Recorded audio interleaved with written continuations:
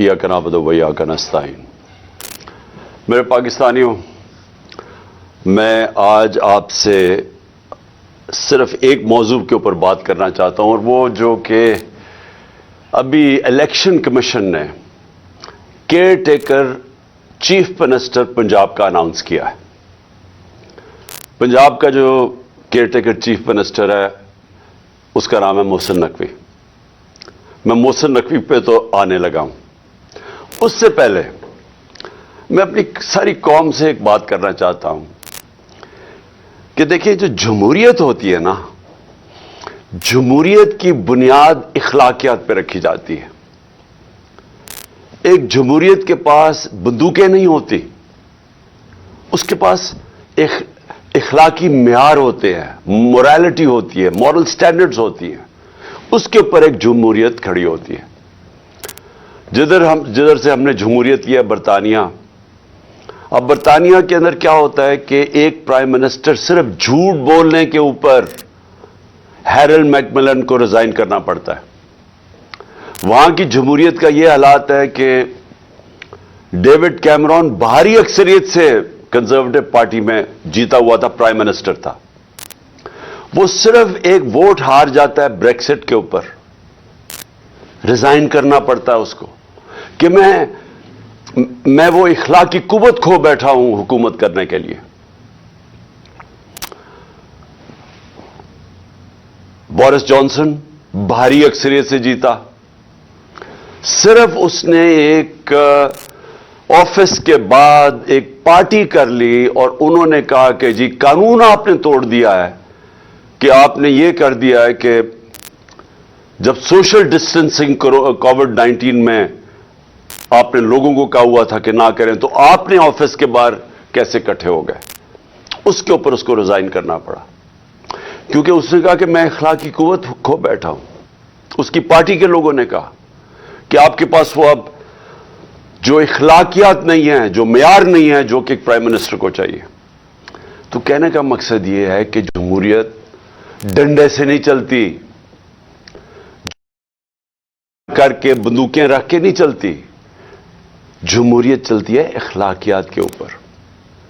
अब मैं ये जो इन्होंने इलेक्शन कमीशन ने फैसला किया कि वो मोहसिन नकवी को बनाएंगे, मैं पहले जरा आपको समझा दूं कि ये हुआ क्यों था कि एक केयर टेकर चीफ मिनिस्टर आता क्यों था, या प्राइम मिनिस्टर क्यों बनता था। ये इसलिए बनता था कि 18वीं तरमीम में उन्होंने ये फैसला किया, ये पीपल्स पार्टी और नून लीग ने, कि देखें जो भी हुकूमत बैठ के जब इलेक्शन करवाती है, हमारे में वो इखलाकी म्यार ही नहीं है। जिस तरह बरतानिया के अंदर वो कोई उनकी केयर टेकर नहीं आता, लेकिन वहां की इखलाकियात के स्टैंडर्ड्स इतने हैं कि वो समझते हैं कि वो साफ और शफाफ इलेक्शन करवा सकती है हुकूमत। वो बिल्कुल चीटिंग नहीं करेगी, वो किसी किस्म की धांधली नहीं करेगी, तो इसलिए वहां कोई जरूरत नहीं पड़ती केयर टेकर की।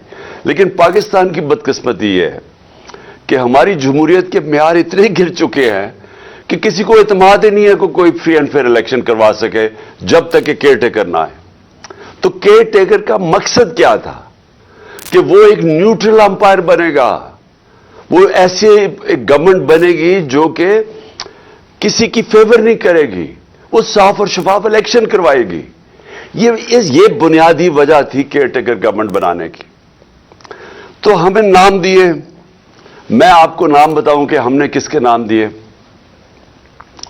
हमने वो नाम दिए जो हम समझते थे कि क्रेडिबल हैं, ईमानदार हैं, दयानतदार हैं, जिनमें वो अमानतदारी होगी कि वो इलेक्शन ठीक करवा सकें। तो हमने एक नासिर खोसा साहब को चुना। नासिर खोसा शहबाज शरीफ के चीफ सेक्रेटरी रह चुके हैं, नवाज शरीफ के प्रिंसिपल सेक्रेटरी रह चुके हैं। तो हमने कि ये बड़ी अच्छी तरह उनको जानते हैं, उनका सारी ब्यूरोक्रेसी में उनका नाम है। तो हमने समझा कि ये एक ऐसा नाम है जो कि उनको भी पसंद होगा, यानी उसके ऊपर कोई इतराज नहीं होगा। फिर अगला नाम हमने अहमद सुकेरा का चुना। अहमद सुकेरा इस वक्त कैबिनेट सेक्रेटरी हैं, सबसे इंपॉर्टेंट, बल्कि दूसरी तीसरी इंपॉर्टेंट पोजीशन है शहबाज शरीफ की गवर्नमेंट में। اور وہ بھی ریٹائر ہونے والے ہیں، وہ ان کے کیبنٹ سیکرٹری ہیں. ہم نے سوچا کہ وہ بھی ایک ایماندار، ایک ایسا انسان ہے جس کے اوپر کوئی شک نہیں ہوگا، وہ بھی نیوٹرل امپائر بننے کے قابل ہوگا. اور پھر ہم نے ایک اور چنا، جو میں تو ان کو جانتا نہیں لیکن میں آپ ان کو نام بتا دوں کہ ہم نے یہ بھی ان کے چیف سیکرٹری رہ چکے ہیں، نوید اکرم چیمہ ان کے شہباز شریف کے چیف سیکرٹری رہ چکے ہیں. تو ہم نے اپنی طرف سے بڑی دیانتداری سے ایسے نام چنے جو ہم سمجھتے تھے کہ ان کو بھی ایکسیپٹیبل ہوں گے. ان سب کو مسترد کر دیا. جس آدمی کا نام لیا وہ ہے محسن نقوی. اب میں محسن نقوی کے آنے سے پہلے میں آپ کو بتاؤں پختونخوا میں کیا ہوا. ہمیں JUI نے نام دیا اعظم خان. اعظم خان ایک بہت ریسپیکٹیبل انسان ہے پختونخوا کے اندر. آپ کو پتا ہمارے JUI کے ساتھ بڑے اختلافات ہیں، لیکن کیونکہ انہوں نے ہماری پارٹی 2/3 اکثریت لے کے بیٹھی ہوئی ہے، KP میں بیٹھی ہوئی تھی، لیکن کیونکہ انہوں نے ایک صحیح نام دیا ہم نے تسلیم کر لیا اور وہ آج وہاں کے کیئر ٹیکر چیف منسٹر بن گئے. لیکن یہاں دیکھیں کیا ہوتا ہے. محسن نقوی جن کو انہوں نے اور الیکشن کمیشن نے منتخب کیا ہے، میں سب سے پہلے تو الیکشن کمیشن، میں یہ آپ سب کے سامنے پہلے کہہ چکا ہوں، میں پھر کہنا چاہتا ہوں، میں نے اتنی بددیانت دار الیکشن کمیشن اپنی زندگی میں نہیں دیکھی. میں نے ایسی الیکشن کمیشن دیکھی نہیں جو اتنی بے شرمی سے تحریک انصاف کے خلاف ہر فیصلہ ان کا ہمارے خلاف آتا ہے. ہر باری ہم عدالت میں جاتے ہیں، یہ ہمارے خلاف فیصلہ کرتے ہیں، ہم عدالت میں جاتے ہیں اور عدالتیں ان کے فیصلے کو اوورٹرن کرتی ہے، کہ کہنے کا مطلب کہ انہوں نے غلط فیصلہ کیا ہمارے خلاف. یہ 8 یا 9 دفعہ ہو چکا ہے. اس کے علاوہ انہوں نے جو توشہ خانہ کا کیس کیا ہے، جو انہوں نے فورن فنڈنگ کیس یہ ہے کہ انہوں نے جو اناؤنسمنٹ کی کہ کیا فورن فنڈنگ تھی وہ اس کو چینج بھی کیا، پروہیبٹڈ فنڈنگ. اس کے بعد وہ اناؤنس کر کے جو پبلک ریلیز کی، اس کے بعد ایک پیراگراف ایڈ کر دیا جس کا کوئی تعلق ہی نہیں ہے اس سے کہ جی عمران خان نے کوئی فنڈنگ میں غلطی کی ہے. یہ سارے عدالت میں کیسز ہیں. اور وہ جو توشہ خانہ کا کیس ہے وہ اتنا بڑا مذاق ہے، اور اس کا سب سے بڑا مذاق اس طرح اڑا کہ لاہور ہائی کورٹ نے جب کہا کہ ہم ساروں کے جتنے بھی پیچھے پرائم منسٹر رہ چکے ہیں ہمیں ان کی ڈیٹیلز دیں ان کے توشہ خانہ کی کہ کیا کیا ان کو کس قسم کے ان کو گفٹس ملی. تو یہ گورنمنٹ جس نے میری ساری انفارمیشن دی تھی توشہ خانہ کی، وہ ادھر جا کے کہتی ہے وہی گورنمنٹ لاہور ہائی کورٹ میں کہ جی یہ سیکرٹ ہے، یہ ہم بتا نہیں سکتے، ہم باقیوں کے کیسز نہیں بتا سکتے کہ باقیوں کو توشہ خانہ میں کیا ملا. اور وہ میں آپ کو بتاتا ہوں کیوں نہیں بتا سکے، کیونکہ نواز شریف نے گاڑی لی ہے وہاں سے توشہ خانہ سے جو انلیگل ہے، غیر قانونی ہے، چوری کی ہے، اور 3 گاڑیاں چوری کیا آصف زرداری نے توشہ خانہ سے، اور یوسف رضا گیلانی اس میں ملوث ہے. تو اس لیے وہ کہتے جی ہم باقیوں کا نہیں بتا سکتے. تو صرف عمران خان کے لیے سیکرٹ نہیں ہے، باقیوں سب کے لیے سیکرٹ. تو میں صرف بتانا چاہتا ہوں کہ یہ الیکشن کمیشن جس طرح کی اس کی حرکتیں ہیں اس ملک میں، ہم نے کبھی ایسی الیکشن کمیشن نہیں دیکھی. ابھی کراچی کا جو الیکشن کروایا ہے، شرم آنی چاہیے کہ آپ نے اس کو الیکشن بھی کہتے ہیں. ہمارا دسکا میں الیکشن ہوا 22 سیٹوں کے اوپر، صرف 22 پولنگ سٹیشنز کے اوپر. ریٹرننگ آفیسر نے اس کے اوپر کوئی آبجیکشن کی کہ ان پہ پھر پولنگ ہونی چاہیے، اس نے سارا الیکشن کھول دیا جو تقریباً 400 پولنگ سٹیشنز کا تھا. تو یہ اس کی ہسٹری ہے. اب یہ ذرا میں آپ کو محسن نقوی کا بتانا چاہتا ہوں یہ آدمی کون ہے. سب سے پہلے جو رجیم چینج ہمارے خلاف ہوئی، جب یہ پوری سازش ہو رہی تھی، تو ہمارے پاس میں تب گورنمنٹ میں تھا، تو مجھے IB کی باقاعدہ رپورٹس آتی تھی کہ جو سب سے ایک آدمی نے سب سے زیادہ کوشش کی ہماری حکومت گرانے کی، اس کا نام محسن نقوی تھا. یہ بھاگا پھر رہا تھا ساری جگہ، کبھی نواز شریف کو پیغام لے کے جا رہا ہے زرداری کا، تو کبھی زرداری کے ساتھ مل کے सिंध हाउस के अंदर बैठा हुआ है, लोगों की हराम के पैसे से लोगों को खरीद रहा है, ये सब पेश था। हर जगह मोहसिन नकवी का नाम आता था कि इसने सबसे ज्यादा कोशिश की इस कॉन्स्पिरेसी को कामयाब करने के लिए, और ये वो एक्स आर्मी चीफ को भी मिलता था जिसकी असल तो मास्टरमाइंड वो था। लेकिन जितने भी प्लेयर्स उसके इर्द गिर्द थे, उसमें एक प्लेयर जिसका सबसे ज्यादा नाम आता था, उसका नाम मोहसिन नकवी था। तो ये जिसको जरदारी कहता था, ये मेरा बेटा है, यानी जरदारी ने इसको अपना बेटा बनाया हुआ था। अब ये सोच लें कि इसका कैरेक्टर क्या होगा कि जरदारी जैसा आदमी, जो इंटरनेशनली सारी दुनिया जरदारी को जानती है कि करप्ट तरीन आदमी है, इसके ऊपर किताबों के अंदर इंटरनेशनली किताबों में जरदारी का चोरी का जिक्र है। आज से 30-35 साल पहले इसको मिस्टर 10% बाहर की दुनिया में कहना शुरू हुआ, इसका नाम रखा गया। इसके ऊपर मजमून निकले हुए हैं अखबारों के अंदर इसकी चोरी के ऊपर। वो जरदारी जिसको असल में नैब में जेल में डालना चाहिए था और जेल में गया और बचाया गया, हमें सबको पता है कि NRO 2 की वजह से जो जनरल बाजवा ने दिया, सब बच गए।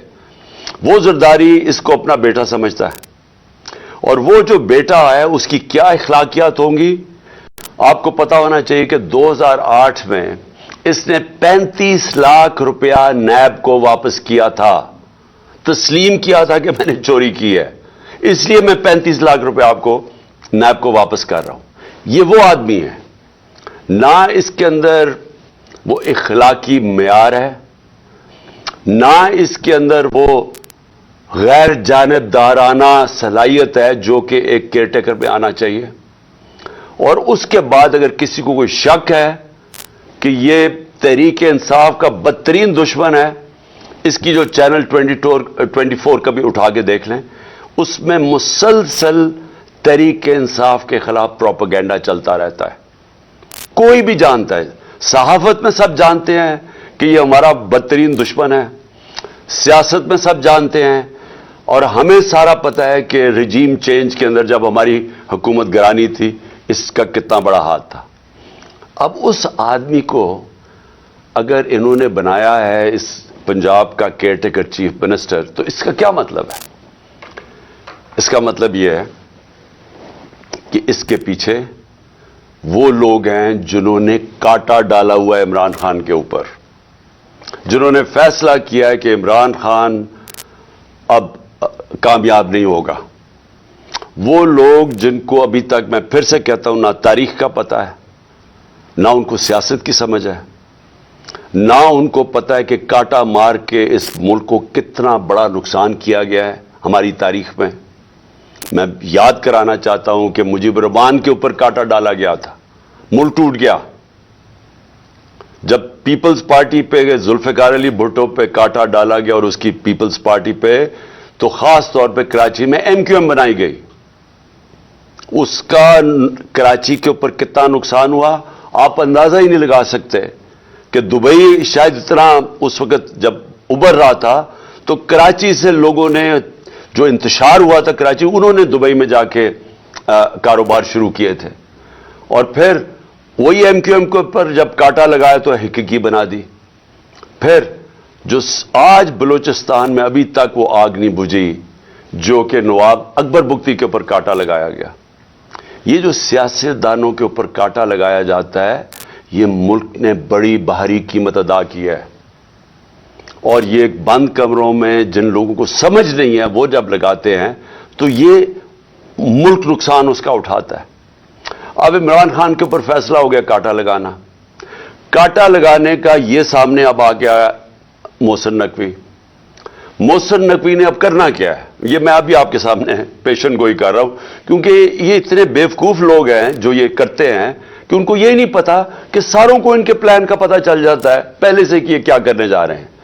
ये क्या करने जा रहे हैं, ये पहले ये अब आ गया मोहसिन नकवी, ये अब वो सारे वो लोगों को लेके आएगा, पुलिस वालों को और ब्यूरोक्रेट्स को, जो हमारे सख्त मुखालिफ है। जिन लोगों को यहां पावर दी जाएगी ब्यूरोक्रेसी में और पुलिस में, जिनका 1 पॉइंट एजेंडा होगा कि तहरीक इंसाफ को अब कैसे दबा रहा है। سارا پولنگ اسٹیشن الیکشن کا سٹاف ہوگا, وہ چن چن کے لگایا جائے گا کہ دھاندلی کیسے دھاندلی کر کے تحریک انصاف کو ہرانا ہے. ان کو خوف آیا ہوا ہے, پتہ ہے ان کو کہ اس وقت تحریک انصاف کی مقبولیت پاکستان میں کیا ہے, اور ان کو پتہ ہے کہ یہ الیکشن کے ذریعے اب ہمیں ہرا نہیں سکتے, اس لیے الیکشن کروانا نہیں چاہتے, الیکشن کو ڈیلے کرتے رہیں گے. اور کوشش ان کی اب تک یہی رہی ہے کہ کسی نہ کسی طرح اس کو ڈیلے کریں. لیکن اگر جب بھی الیکشن ہوگا تو انہوں نے, جب سارے امپائر بھی اپنے ہوں گے, سٹاف بھی اپنا ہوگا, ہر چیز الیکشن کمیشن تو پہلے ان کی ہے, تو جب یہ پورا جب تک جیت نہیں سکیں گے یہ الیکشن نہیں ہونے دیں گے.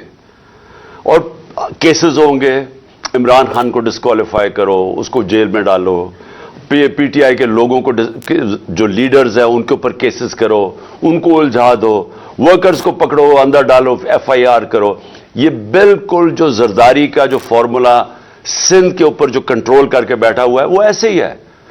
کوئی اس کی زرداری کی پبلک میں, یہ ڈرتا ہے پبلک میں جاتے ہوئے. اس کی پیپلز پارٹی کی یہ مقبولیت ہے کہ سیلاب کے دنوں میں لوگوں کے سامنے نہیں نکل سکتے تھے اور ابھی بھی نہیں نکل سکتے. لیکن ان کا کام یہ ہے کہ پیسہ چلاؤ, خوف, ہراساں, ایف آئی آر, ہونڈوں سے لوگوں کو ڈراؤ, اور پھر کھل کے دھاندلی کرو, اور کوئی ان کو پوچھنے والا نہیں کیونکہ الیکشن کمیشنر ان کے اپنے لوگ بیٹھے ہوئے ہیں. تو یہ بھی اب کراچی کا جو جس طرح کا الیکشن کروایا گیا, یہ ان کی کوشش ہے کہ یہ اب سب کچھ کنٹرول کر کے اپنا الیکشن کروائیں گے. میں ویسے آپ کو بتا دوں, ہم نے پوری اپنی کوشش کی.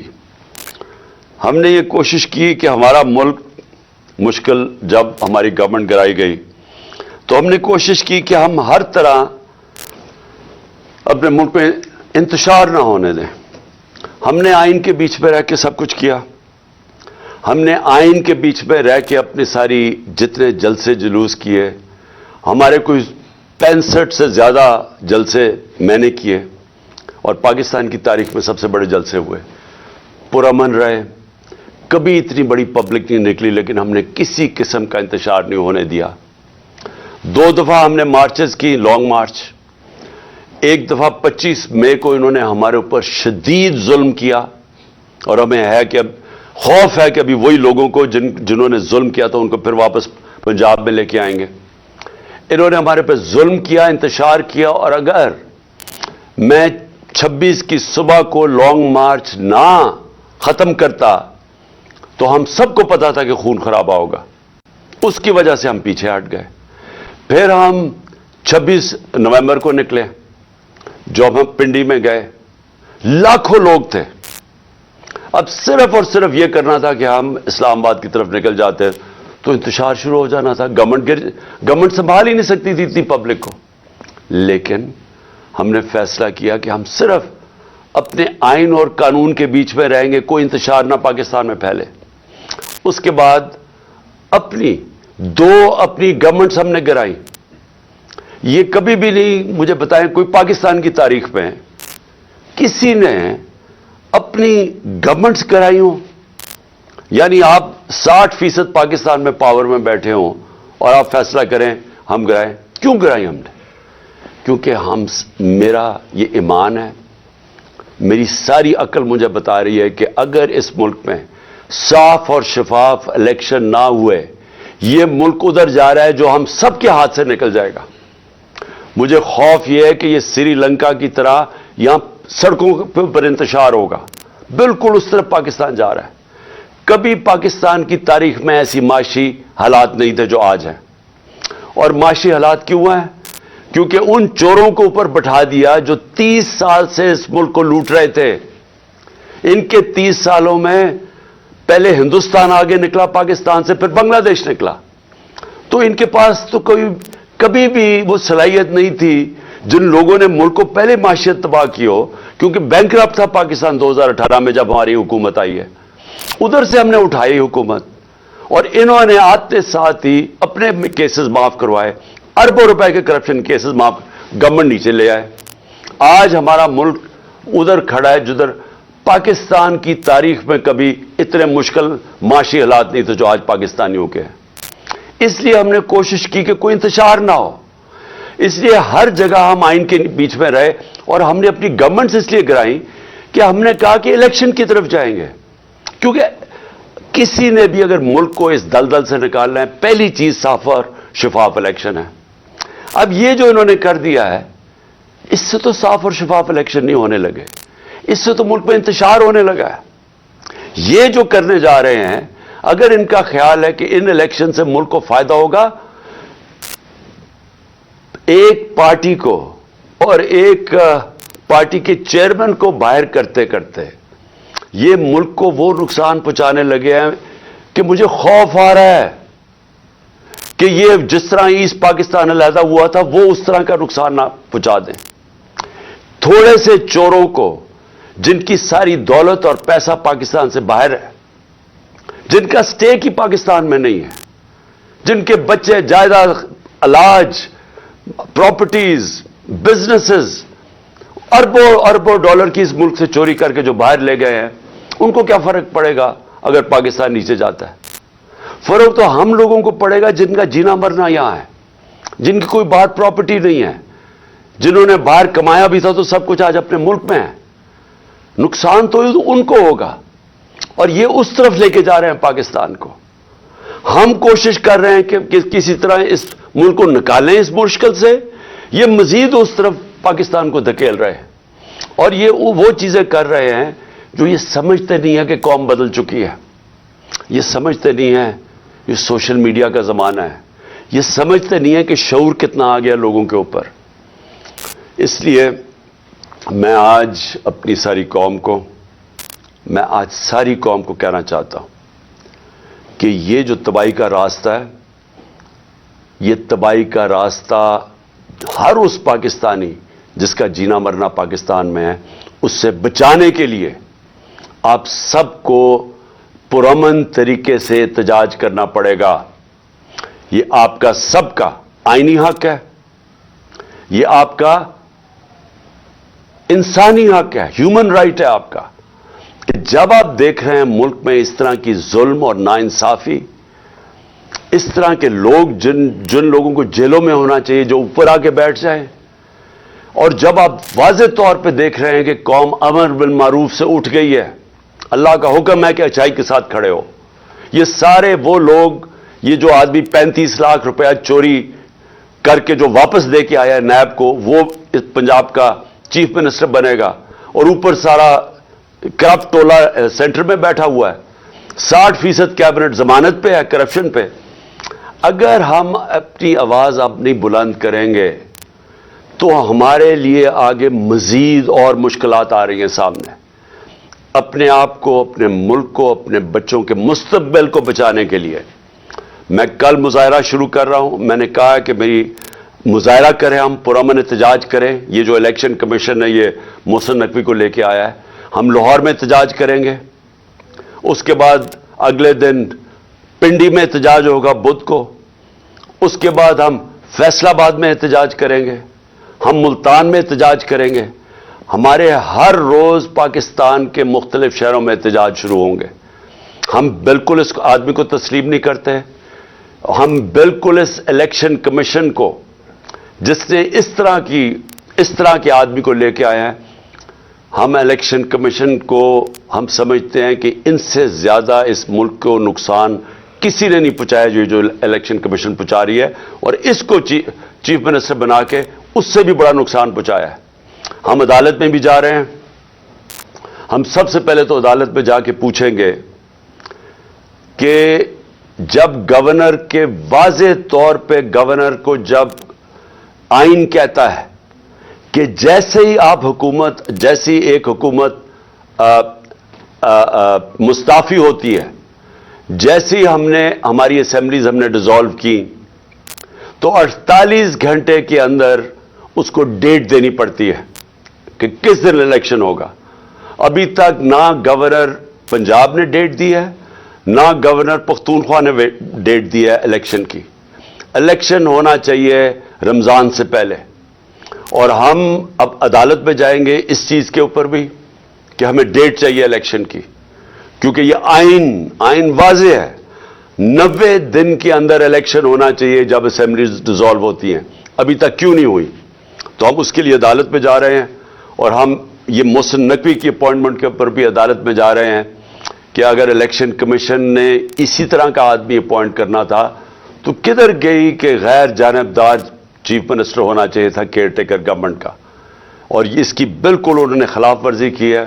یہ وہی ایک ایجنڈا چلا آ رہا ہے کہ کسی طرح ریڈ لائن ڈرا کر کے تو کسی طرح عمران خان اور طریق انصاف کو ہٹایا جائے، اور تاکہ کسی نہ کسی طرح یہ چور ایک کراچی کی طرح دھاندلی کر کے پھر سے اس ملک پر مسلط ہو جائے۔ میں پھر سے آپ سب کو دعوت دیتا ہوں، میں آپ کو اس لیے دعوت دے رہا ہوں کہ آپ نے اپنے مستقبل کے لیے نکلنا ہے، یہ بہت ضروری ہے آپ کے لیے۔ اس طرح کے لوگ آپ کے اوپر مسلط ہو گئے، یا ملک میں الیکشن سے کوئی فائدہ نہیں بلکہ اب نقصان ہونے جا رہا ہے، اور آپ کو نکلنا چاہیے اس لیے کہ اگر ہم یہ تسلیم کر جاتے ہیں، یہ ناانصافی، ہم ایک ایسے آدمی کو تسلیم کر جاتے ہیں جو ایجنڈا کے اوپر آیا ہوا ہے، جو آصف زرداری خود کہتا ہے میرا بیٹا ہے، یہ اس کا بیٹا، اور یہ پی ڈی ایم کے ساتھ مل کے جس نے ہماری حکومت سازش کر کے گرائی تھی، اگر یہ آ کے بیٹھ جاتا ہے اور ہم چپ کر کے تسلیم کر لیتے ہیں تو ہمارے میں اور بھیڑ بکریوں میں کوئی فرق نہیں ہوگا۔ اس لیے آپ سب نے نکلنا ہے کل سے میں انشاءاللہ لاہور نکلیں گے، اور پھر سے میں کہہ رہا ہوں پرسوں ہم پنڈی میں نکلیں گے۔ پاکستان زندہ باد۔ آپ نے ویٹ پلیز ویٹ